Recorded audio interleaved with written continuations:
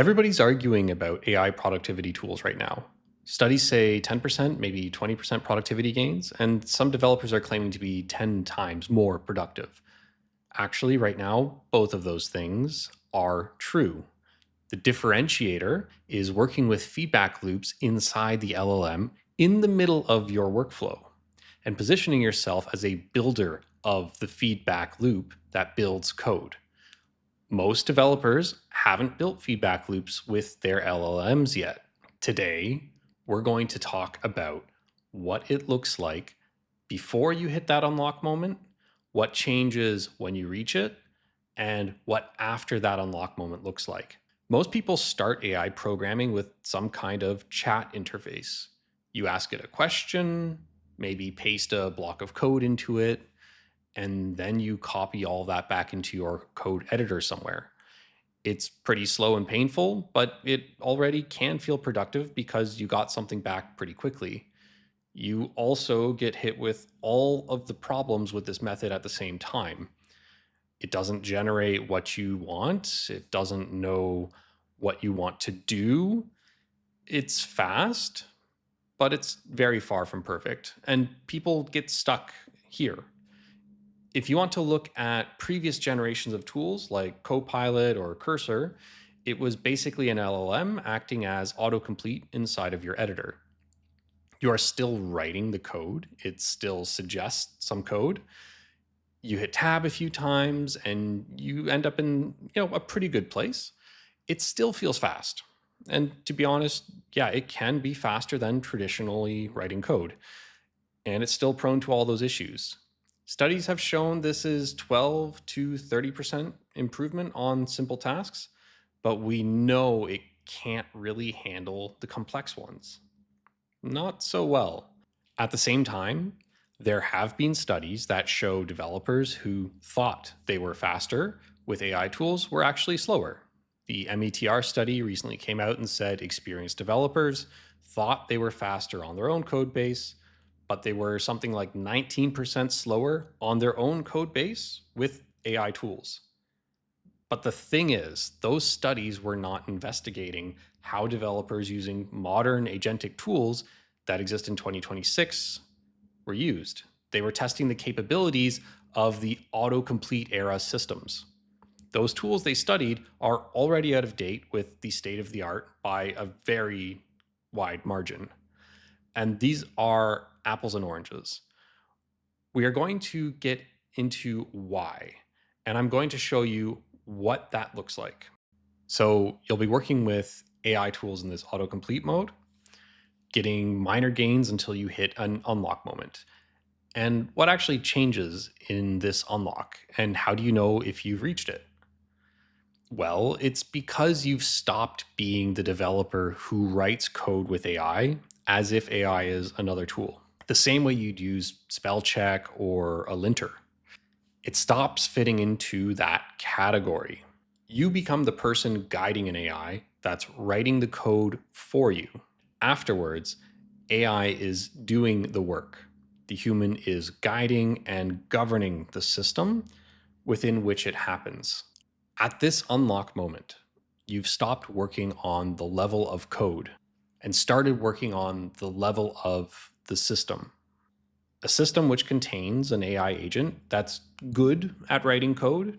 It's not perfect, but it also contains everything else that gets put into the loop that converges on acceptable software.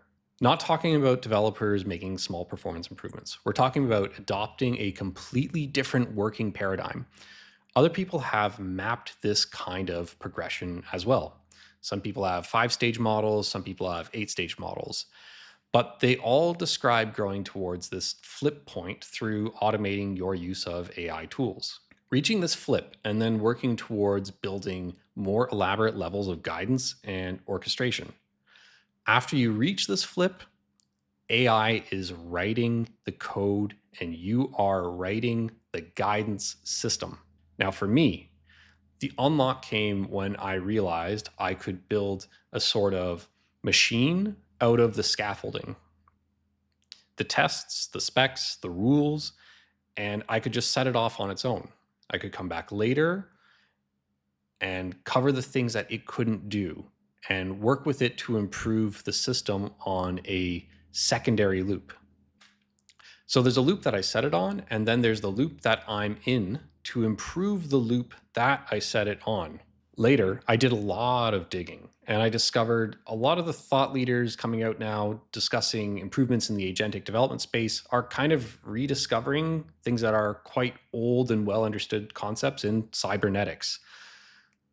The point is, all of this knowledge made me incredibly more productive, not only in how much more I could ship, but in how ambitious I could be.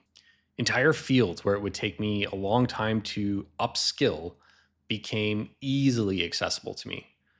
And now I can't look back at my old way of working with anything other than nostalgia. Here's what it looks like after the unlock. A normal process is a long round of specifications where I describe the feature I want and the way I want the agent to do the work. That evolves into a rolling conversation until I am convinced there's enough context for the agent to make a very large amount of progress without asking me everything. The agent runs, tests fail, it reads the errors, it fixes the code, tests pass. I didn't write any of that code. I might not have even written the tests. The agent wrote them per my specifications. The trick is to make it converge towards correct by defining enough specification of where the goal is and enough specification of how to navigate towards the goal. The instructions for how the agentic loop should operate. One of the interesting things here is that the rules file, the context files, the things that I create through these conversational loops are more important than any of the code that I write. A lot of people are getting wise to this very quickly. The specifications, the instructions, the meta level, that ends up being the real intellectual property. It's the instructions for assembly of software systems. But it's not only that, it's also the agentic loop itself. If I uninstall Playwright, things get worse. If I reinstall it, things get better really quickly. So it's not only about prompting better, it's about creating the system. And that's the difference from prompting better, because prompting better is not actionable feedback. It's quite annoying to hear. You need a way to structure your specifications. You need a way to manage your context. You need a way to build an agentic loop.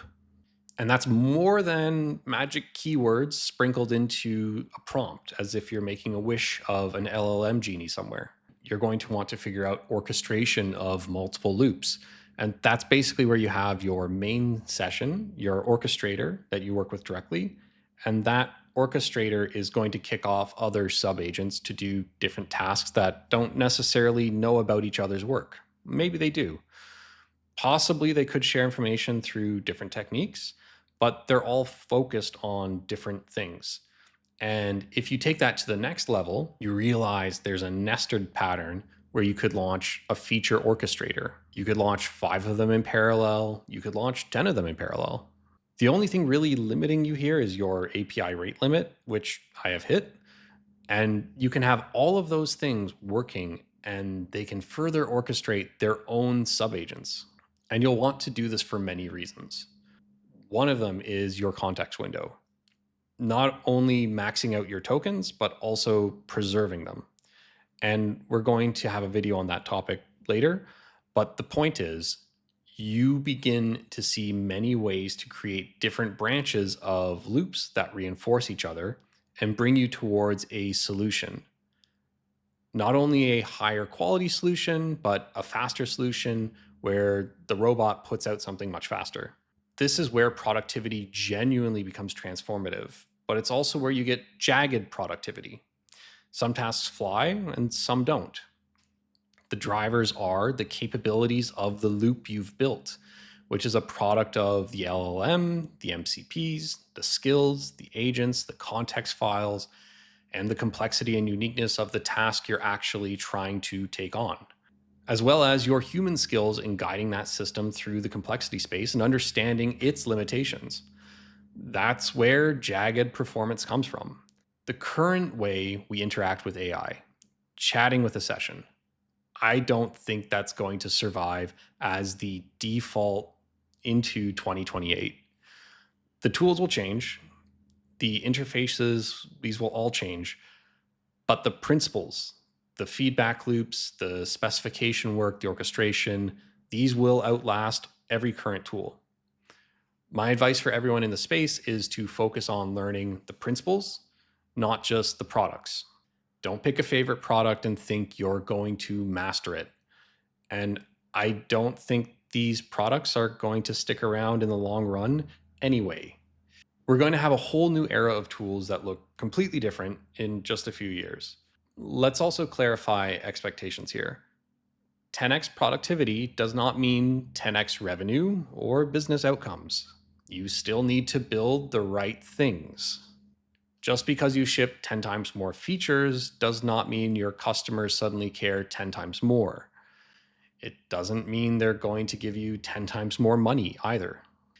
In fact, you might be 10 times more confused about what's strategically relevant to your business. This agentic unlock gives you speed, not direction. If your principal challenge is business strategy, come look at my other channel, Building Better Teams, where we talk about organizational leadership in detail. This unlock moment is real, it's learnable, and this whole channel here is going to help you learn how to build those systems in detail. I've got 50 videos planned already, and I'm going to help you learn how to ship the loop in every one.